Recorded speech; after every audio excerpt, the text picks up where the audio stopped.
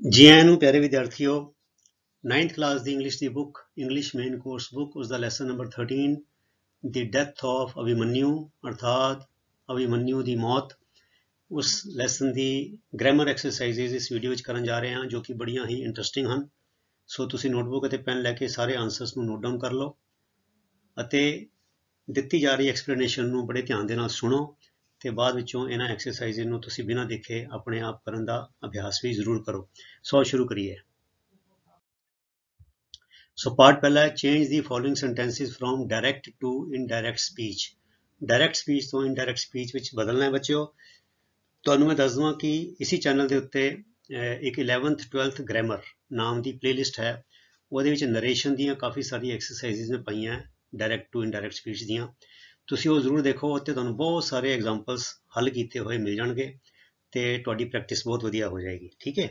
ਸੋ ਜਿੱਥੇ ਦਾ ਗ੍ਰਾਮਰ ਦਾ ਸਵਾਲ ਹੈ 9th ਦੀ ਭਾਵੇਂ ਗ੍ਰਾਮਰ ਹੈ ਭਾਵੇਂ 11th 12th ਦੀ ਹੈ, ਉਹਨਾਂ ਵਿੱਚ ਕੋਈ ਬਹੁਤਾ ਫਰਕ ਨਹੀਂ ਹੈਗਾ। ਡਾਇਰੈਕਟ ਟੂ ਇਨਡਾਇਰੈਕਟ ਸਪੀਚ ਦੋਨਾਂ ਦੀਆਂ ਮਿਲਦੀਆਂ ਜੁਲਦੀਆਂ ਨੇ। ਸੋ ਮੈਂ 11th 12th ਕਲਾਸ ਦੀ ਜਿਹੜੀ ਗ੍ਰਾਮਰ ਹੈ ਉਹਦੀ ਨਰੇਸ਼ਨ ਜਿਹੜਾ ਲਿਖਿਆ ਹੈਡਿੰਗ ਚੇਂਜ ਆਫ ਨਰੇਸ਼ਨ ਉਹ ਮੈਂ ਸੋਲਵ ਕਰ ਦਿੱਤੀਆਂ ਤੇ ਤੁਸੀਂ ਉਹ ਵੀਡੀਓਜ਼ ਦੇਖ ਕੇ ਵੀ ਆਪਣੀ ਪ੍ਰੈਕਟਿਸ ਜਿਹੜੀ ਹੈ ਵਧੀਆ ਕਰ ਸਕਦੇ ਹੋ। ਠੀਕ ਹੈ। ਸੋ ਪਹਿਲਾ ਸੈਂਟੈਂਸ ਹੈ she says I have done my duty ਤੇ ਇਹਦਾ ਬਣ ਜਾਏਗਾ she says that she has done her duty. ਇੱਥੇ ਹੈਡ ਨਹੀਂ ਹੋਏਗਾ।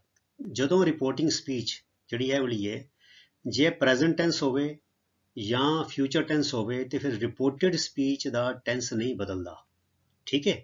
ਸੋ ਹੁਣ ਤੁਸੀਂ ਅੱਗੇ ਜਿਹੜੇ ਦੇਖੋਗੇ ਤੁਹਾਨੂੰ ਪਤਾ ਲੱਗ ਜਾਏਗਾ ਕਿਉਂਕਿ ਇੱਥੇ ਪ੍ਰੈਜ਼ੈਂਟ ਟੈਂਸ ਹੈ ਤੇ ਇੱਥੇ ਵੀ ਪ੍ਰੈਜ਼ੈਂਟ ਟੈਂਸ ਹੀ ਰਹੇਗਾ। So I have present perfect tense ਹੈਗਾ ਤੇ ਜਿਹੜੇ ਸ਼ੀ ਕਰਾਂਗੇ ਤੇ ਬਣ ਜਾਏਗਾ ਹੈਜ਼। ਹੈਵ ਦੀ ਜਗ੍ਹਾ ਹੈਜ਼ ਬਣ ਜਾਏਗਾ ਪਰ ਹੈਗਾ ਇਹ ਵੀ ਪ੍ਰੈਜ਼ੈਂਟ ਪਰਫੈਕਟ ਟੈਂਸ ਹੀ ਹੈ। ਸੋ ਬਣ ਜਾਏਗਾ she says that she has done her duty. ਉਹ ਕਹਿੰਦੀ ਹੈ ਕਿ ਉਹਨੇ ਉਹਦੇ ਜਿੰਮੇ ਦਿੱਤਾ ਹੋਇਆ ਕੰਮ ਜਿਹੜਾ ਸੀਗਾ ਉਹਨੇ ਕਰ ਲਿਆ ਹੈ। ਹੀ ਸੈਡ ਆਈ ਨੋ ਹਰ। ਉਹਨੇ ਕਿਹਾ ਮੈਂ ਉਹਨੂੰ ਜਾਣਦਾ ਹਾਂ। ਹੁਣ ਦੇਖੋ ਹੀ ਸੈਡ ਇਹ ਸੈਡ ਜਿਹੜਾ ਹੈ ਪਾਸਟ ਟੈਂਸ ਹੈਗਾ। ਜਦੋਂ ਪਾਸਟ ਟੈਂਸ ਹੋਵੇ ਤੇ ਫਿਰ ਇੱਥੇ ਜਿਹੜਾ ਸੈਕਿੰਡ ਜਿਹੜਾ ਪ੍ਰੈਜ਼ੈਂਟ ਟੈਂਸ ਹੈਗਾ ਉਹ ਪਾਸਟ ਟੈਂਸ ਦੇ ਵਿੱਚ ਤਬਦੀਲ ਹੋ ਜਾਂਦਾ ਹੈ। ਠੀਕ ਹੈ। So he said that he knew her. ਇੱਥੇ ਦੇਖੋ ਹੈਵ ਦਾ ਹੈਜ਼ ਬਣਿਆ ਜੋ ਕਿ ਦੋਨੋਂ ਪ੍ਰੈਜ਼ੈਂਟ ਹੈਗੇ ਨੇ। ਇੱਥੇ ਹੈਵ ਦਾ ਹੈਡ ਨਹੀਂ ਬਣਿਆ ਕਿਉਂਕਿ ਇੱਥੇ ਸੇਜ਼ ਸੀਗਾ ਇਸ ਕਰਕੇ। ਪਰ ਇੱਥੇ ਕਿਉਂਕਿ ਸੈਡ ਹੈਗਾ ਇਸ ਕਰਕੇ ਨੋ ਦਾ ਬਣ ਗਿਆ knew. He said that he knew her. ਤਾਂ ਹੀ ਮੈਂ ਤੁਹਾਨੂੰ ਕਹਿ ਰਿਹਾ ਸੀ ਜਿਹੜੀ ਗੱਲਾਂ ਮੈਂ ਬੋਲ ਕੇ ਸਮਝਾ ਰਿਹਾ ਉਹਨੂੰ ਬੜੇ ਧਿਆਨ ਦੇ ਨਾਲ ਸੁਣਨਾ ਹੈ। ਯੂ ਸੈਡ ਤੁਸੀਂ ਕਿਹਾ I have got a prize ਮੈਨੂੰ ਇੱਕ ਇਨਾਮ ਮਿਲਿਆ ਹੈ। ਹੁਣ ਦੇਖੋ you said that you have ਦਾ ਕੀ ਬਣ ਜਾਏਗਾ ਹੈਡ ਬਣ ਜਾਏਗਾ ਕਿਉਂਕਿ ਤੇ ਸੈਡ ਪਾਸਟ ਟੈਂਸ ਵਿੱਚ ਹੈਗਾ। You said that you had got a prize have ਦਾ ਹੈਡ ਬਣ ਜਾਏਗਾ। ਠੀਕ ਹੈ। The teacher said 2 and 2 make 4। ਇੱਥੇ ਟੂਰ ਨਹੀਂ ਹੈਗਾ ਬੱਚਿਓ।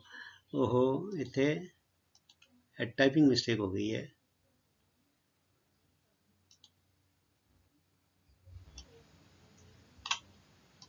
फोर।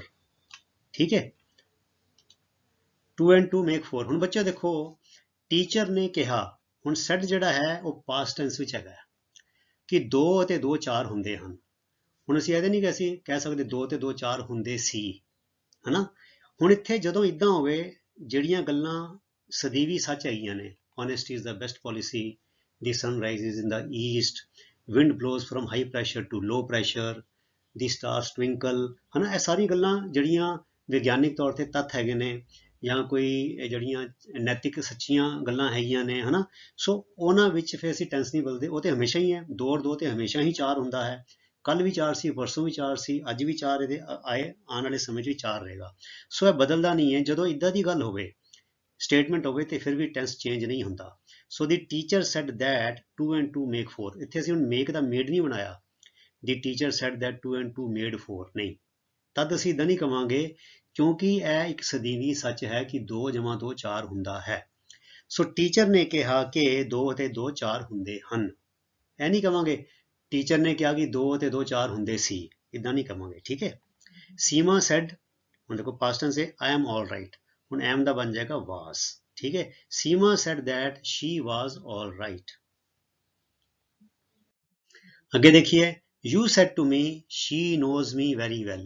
ਤੁਸੀਂ ਮੈਨੂੰ ਕਿਹਾ ਉਹ ਤੁਹਾਨੂੰ ਬੜੀ ਤੁਸੀਂ ਮੈਨੂੰ ਕਿਹਾ ਉਹ ਮੈਨੂੰ ਬੜੀ ਚੰਗੀ ਤਰ੍ਹਾਂ ਜਾਣਦੀ ਹੈ। ਠੀਕ ਹੈ, ਸੋ ਇਹਦਾ ਕਿੱਦਾਂ ਬਣ ਜਾਏਗਾ, ਜਿੱਥੇ said to ਆ ਜਾਏ ਨਾਲ to ਆ ਜਾਏ ਫਿਰ ਬਣ ਜਾਏ told।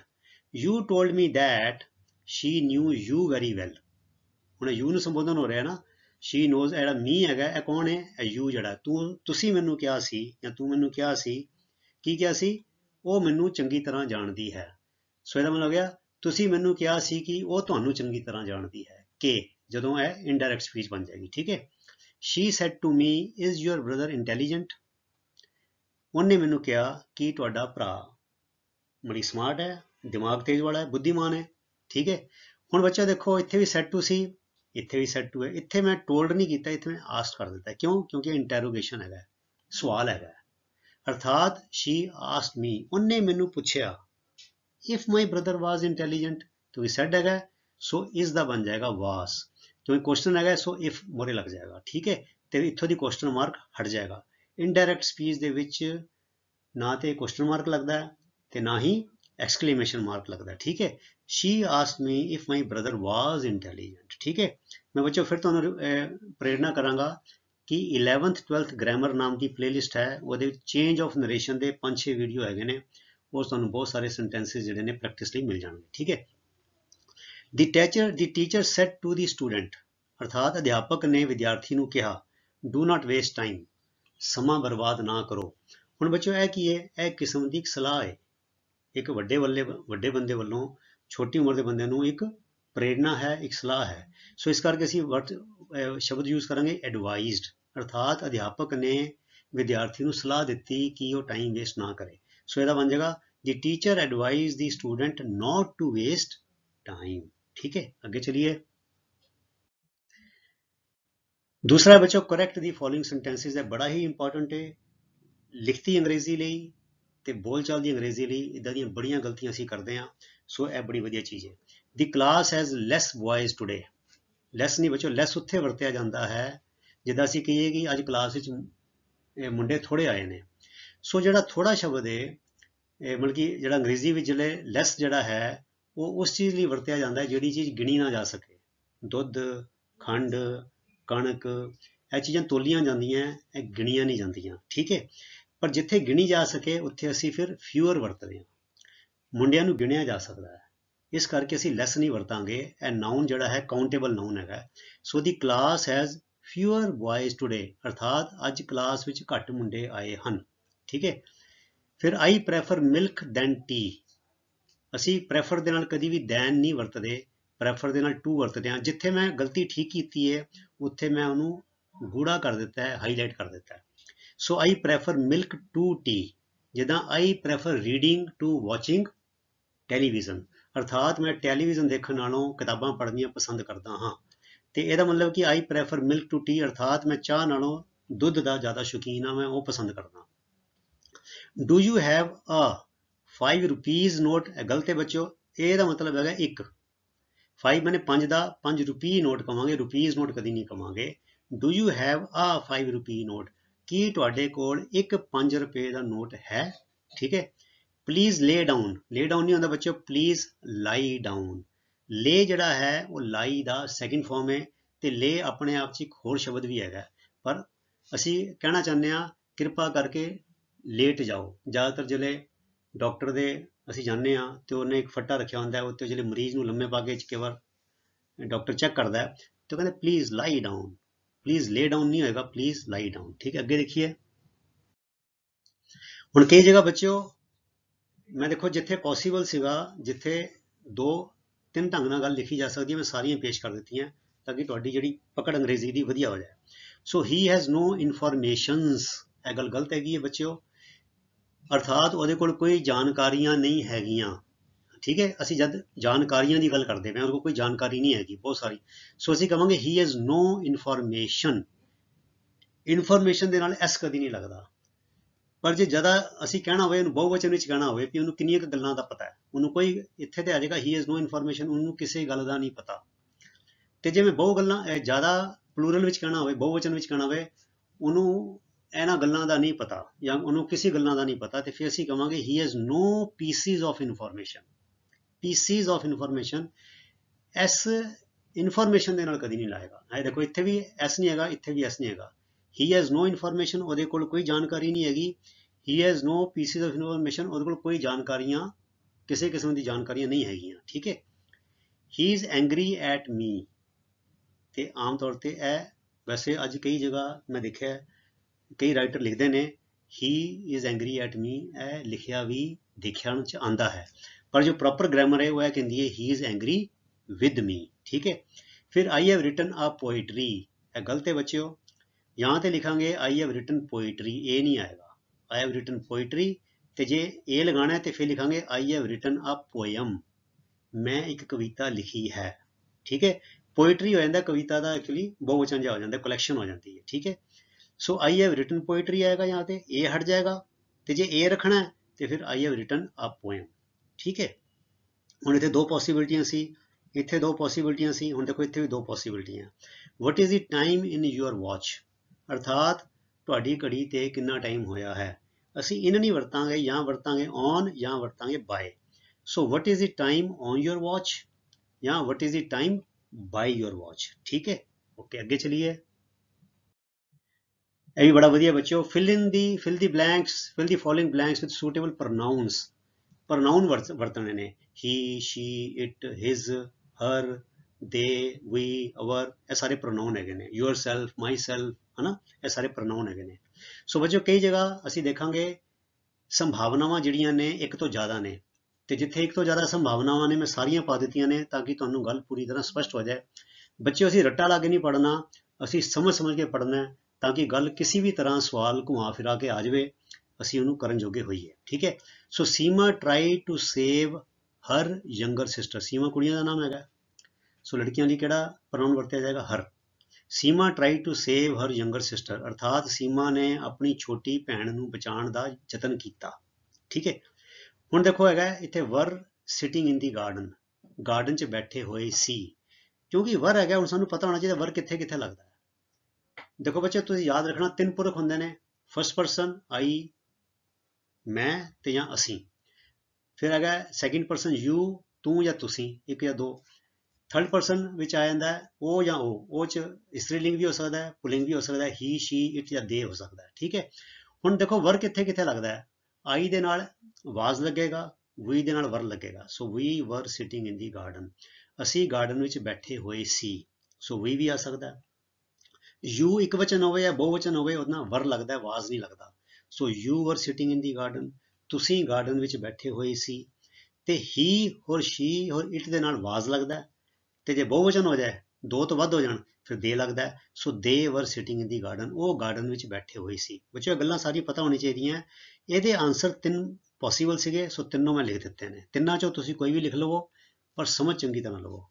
फिर तीसरा है we shall always do our duty, our mean साडी, वी दा जिक्र है असी, ਇਹਦੇ ਨਾਲ आएगा आर, बहुवचन है, असी हमेशा अपनी ड्यूटी करांगे। शी लॉस्ट, शी दा प्रोनाउन केड़ा होएगा, पोजेसिव प्रोनाउन केड़ा होएगा, हर।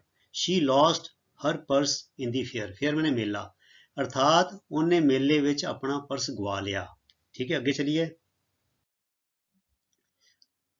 This book is not mine, हुण देखो बच्चों ए जिहड़े ने ना इन्ने आंसर पॉसीबल ने ਇਹਦੇ 1 2 3 4 5 ਤੇ 6। ठीक है। ਇਹਦੇ 6 आंसर पॉसीबल ने। This book is not mine, ਇਹ किताब मेरी नहीं। This book is not ours, बहुवचन, ਇਹ किताब साडी नहीं। This book is not yours, ਇਹ बुक तेरी नहीं या ਤੁਹਾਡੀ नहीं, बहुवचन होवे ते। This book is not his, ਇਹ बुक ਉਹਦੀ नहीं जो मुंडा होवे ते। This book is not hers, जो कुड़ी होवे ते ਉਹਦੀ नहीं। This book is not theirs, ਉਹਨਾਂ ਦੀ नहीं, जे एक किताब सांझी किसी की हैगी है, दो या दो तो वध दी।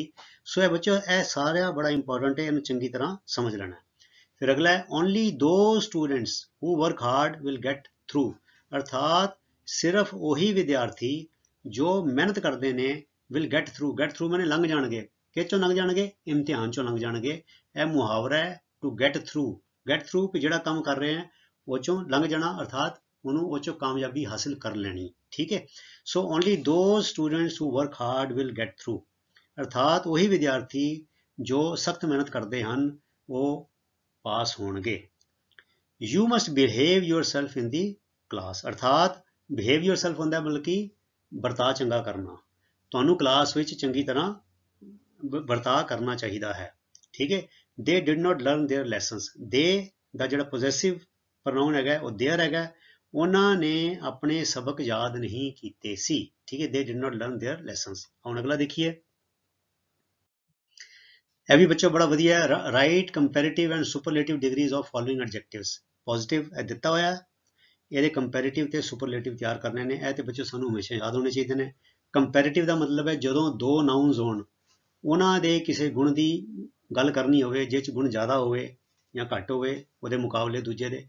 ਤੇ ਸੁਪਰਲੇਟਿਵ ਹੁੰਦਾ ਹੈ ਦੋ ਤੋਂ ਵੱਧ, ਸਭ ਤੋਂ ਜ਼ਿਆਦਾ ਜਿਹਦੇ ਵਿੱਚ ਹੋਵੇ। ਠੀਕ ਹੈ। ਸੋ ਬੋਲਡ ਬਹਾਦੁਰ, ਬੋਲਡਰ ਦੋ ਚੋਂ ਜ਼ਿਆਦਾ ਬਹਾਦੁਰ, ਬੋਲਡੈਸਟ ਸਭ ਤੋਂ ਜ਼ਿਆਦਾ ਬਹਾਦੁਰ। ਬਿਊਟੀਫੁਲ ਸੋਹਣਾ, ਮੋਰ ਬਿਊਟੀਫੁਲ ਦੋ ਵਿੱਚੋਂ ਜ਼ਿਆਦਾ ਸੋਹਣਾ।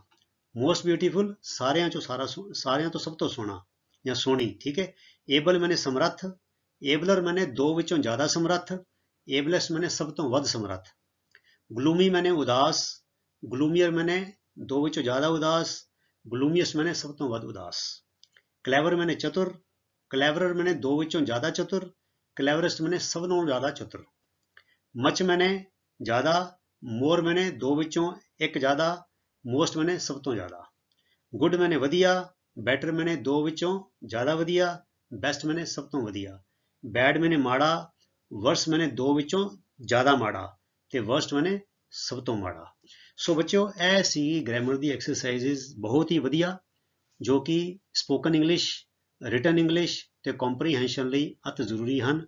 ਸੋ ਇਹਨਾਂ ਨੂੰ ਬੜੀ ਗੰਭੀਰਤਾ ਦੇ ਨਾਲ ਤੁਸੀਂ ਇਹਨਾਂ ਦਾ ਅਭਿਆਸ ਕਰੋ। ਸੋ ਪਿਆਰੇ ਵਿਦਿਆਰਥੀਓ, ਇਸੇ ਤਰ੍ਹਾਂ ਨੇਮ ਨਾਲ, ਉਤਸ਼ਾਹ ਨਾਲ ਆਪਣੀ ਪੜ੍ਹਾਈ ਕਰੀ ਚਲੋ ਤੇ ਅਗਲੇ ਵੀਡੀਓ ਤੱਕ ਲਈ ਗੁੱਡ ਬਾਏ। ਤੁਹਾਡਾ ਸਾਰਿਆਂ ਦਾ ਬਹੁਤ ਬਹੁਤ ਧੰਨਵਾਦ। ਰੱਬ ਰਾਖਾ। Thank you very much.